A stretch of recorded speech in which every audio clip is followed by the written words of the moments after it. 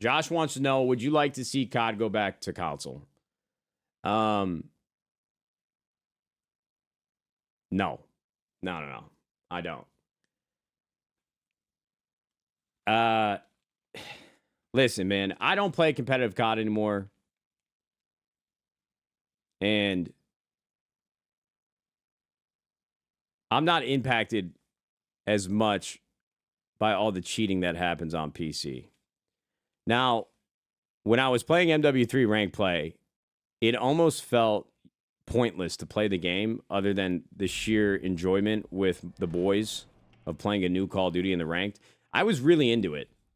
Like from the months of like December, January, February, March, and I think maybe even April, I was really into like ranked MW3. It was a lot of fun and I enjoyed it.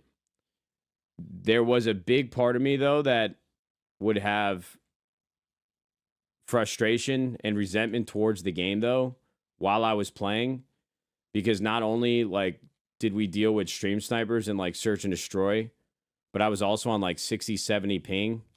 And then again, this is the problem with playing on PC, is you don't know who's cheating and who's not cheating. I mean, bro, you have players that are competing in hundreds of thousands of dollars in prize money Warzone tournaments that are like legitimately cheating, hacking. If those guys are doing it in those tournaments, getting away with it for as long as they had, and somehow still might be, can you imagine what kids in rank play and just multiplayer are doing? It's insane. Like, I can't enjoy the game that much because even if I lose, it's kind of like me in Valorant, except way worse. Unless I'm running a delay, when I'm losing, it's a combination of like, fuck, I'm an idiot and I'm not doing shit to help the team. But also, like, in the other part of my brain, I'm like, these guys could be stream watching. I don't know if they actually are, but the fact that they could be is driving me nuts. So, if I say all of this, you're probably assuming that it should go back to console. But my problem is now is that I'm playing the game because I just enjoy playing Call of Duty at this point in my life. And I don't want to play it on a console that's locking me at like 120 hertz or whatever the fuck. The performance drop off from console to this unit of a gaming PC I have with a 240, 360 hertz monitor, like, it's just not the same for me. So listen, if I were competing and I were a professional player or an up and coming player trying to make it as a pro in the CDL, yes, I would want the game on console. But since I'm only playing recreationally, I only want it on. I don't care if it's on PC or console, because whatever. I'm gonna play it on PC. But yes, I it's actually sickening to me like where Call of Duty has found itself. Like, the cheating is just rampant. And I think it's I don't know how people like Symphony and TP and FIFA Kills and all these guys play this game all day, 24/7, year round, because I would literally go mad just thinking about all the cheating that was happening around me. So, once you experience like Call of Duty on like a powerhouse of a gaming PC, which I know not everybody has. Like, I'm in a different place in my life. You know, I've got adult money, I can buy adult things, and I'll be honest with you, buying like a nice gaming PC is like the biggest thing that I would spend my money on, even if I wasn't a streamer. Like, if I were in my 30s right now, I would have done everything to get a dope ass gaming PC. So, for the people that are stuck on console because they can't afford it, I get it, but the PC is like the way to go. Sim cheats year round, LOL, but you know that? Yo, Bukau. I hate defending Symphony, and I don't think there's really a point in doing it anymore. But that's how I know you're faded, bro. Like, listen to me.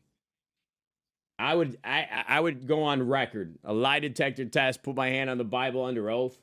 Bro, there was a moment where I thought that motherfucker was cheating. I genuinely, when Symphony first moved into the content house at 100 Thieves, I genuinely thought there might be a chance this guy is cheating. I used to bust into his room. I used to burst into his room at random times of the day to try to catch him cheating while he was streaming. Unfortunately, the guy is not. He's not cheating, brother. I don't know how many times, who else has to say it. Bro, ha ha ha ha ha, bro, stop. You know what's crazy, Bukal? Is that you sit here and you're laughing manically in the chat thinking that I'm delusional or that I'm just like, there's this wildly big conspiracy and that we're the fucking idiots. But like in reality, you're sitting wherever you're at in the world and like genuinely, we're all thinking the same thing about you. Like you're the crazy one in this situation. You are the one that is like so ignorant that you can't realize it. All right, man. Ha ha ha. Okay, brother. Oh, I'm sure you're a fucking gem. I'm sure everybody loves hanging out with you. You must be great. There's something weird that has happened in the gaming community. I'm serious too when I say this. For some reason, everybody in the gaming community wants games to fail. It's very bizarre. Like the whole thing with XDefiant is still like stumps me to this day. It's like people complain about not having enough games to play, but when new games come out, even before they have played it, they're like, that game sucks. I'm not going to play it. And I'm like, listen, man, if we keep tearing down these studios trying to make good games, like, yeah, not every single one is going to be fun and not every single one is going to be a hit. But if we're sitting here like preying on its downfall before the game even comes out, what do you think's going to happen? Nobody's going to be investing in gaming and making new games. And you're not going to have shit to fucking play. You're going to be sitting here playing MW2 remastered edition. You're going to be sitting here trying to play fucking the same old games for the 1,000th time because these billionaires and fucking multi-billion-dollar publishers, they're not going to greenlight any new games, any new concepts, any new IP. We're fucked. We're fucked. It's like crazy, actually. I don't really get it, bro. I mean, I try to put myself in the shoes of myself when I was like 16 years old, but I can't. I was excited for new games when they came out. The problem is now we have too many options. We've seen too many different games. We've seen too many different ways to interact with games. Like back in the day, bro, when in 2007, when Halo 3, Gears of War 1, and Call of Duty Modern Warfare dropped the same fucking year, bro, we were lined up outside of GameStops, whether it was in a mall or attached to a fucking Hollywood Video, sitting there waiting, camped out, drinking fucking Mountain Dew, waiting for these new games for the midnight release. Everybody was so excited about it.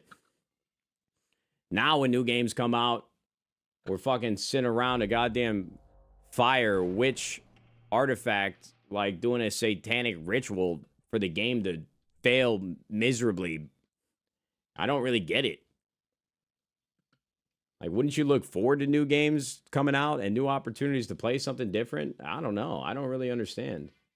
I'm not even trying to sound like an old head, like, hey, get off my lawn, but I don't really... There's just, like, so much irrational hate for new games coming out, and I truly cannot understand it. I mean, yeah, Activision has done some fucking terrible things, but they're also the reason why we got, like, Tony Hawk Pro Skater, why we also got Call of Duty to this day. I mean, I'm not obviously taking into consideration all the internal company matters that were very problematic and should have never happened with the workforce and all that, but in general, I don't think we'd have the games that we're playing today if Activision wasn't in the conversation. I don't know. You gotta take the good with the bad. Obviously not that bad, but shit, I don't know, bro. Yo, we might be fucking haters in the gaming community. We might be like A1, day one, like biggest haters all time. Let's get it.